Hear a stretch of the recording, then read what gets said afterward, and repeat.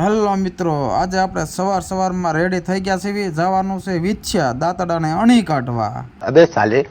પછી તો અમારી માણકીને ધક્કો દઈને ચાલુ કરીએ. કઈ ચાવ્યું તો હોય નહીં અમારી ગાડીમાં.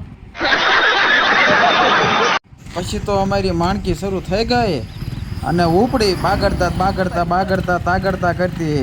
હવે જોવી છીએ રોડ હેઠી કે ઉપર ક્યાં હાલે એનું કઈ નક્કી નહીં. હો અમારી માણકી છે ભાઈ, માણકી આગળ આવ્યા કાં તો આવ્યું જય જનડા પીર પાઉંભાજી. આ પાઉંભાજી 70 ફૂલ હો ભાઈ, આવી જાજો. અહીંયા તો બહુ મજા આવે એવી પાઉંભાજી બનાવે છે. આમાં એમે ફૂલ હોય ના જ પોહાવી, કારણ કે ખાવા હાટો જન્મ લીધો છે. વાત સહી લે આગળ આયા તો કાંક ગધે જેવું દેખાણું.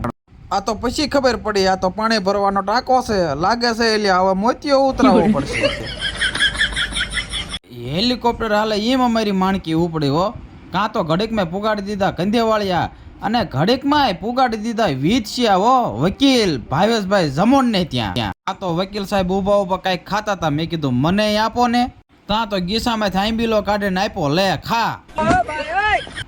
ઠેકાણે પૂગી ગયા દાંતડાને અણી કાઢવા ગયા તો કે અત્યારે નહીં નીકળે, તમારે વાર લાગશે. તો જે મોઢે ગયા તા એને એ મોઢે પાછા વળ્યા ભાઈ. ઘર ભેગું થાને ભાઈ.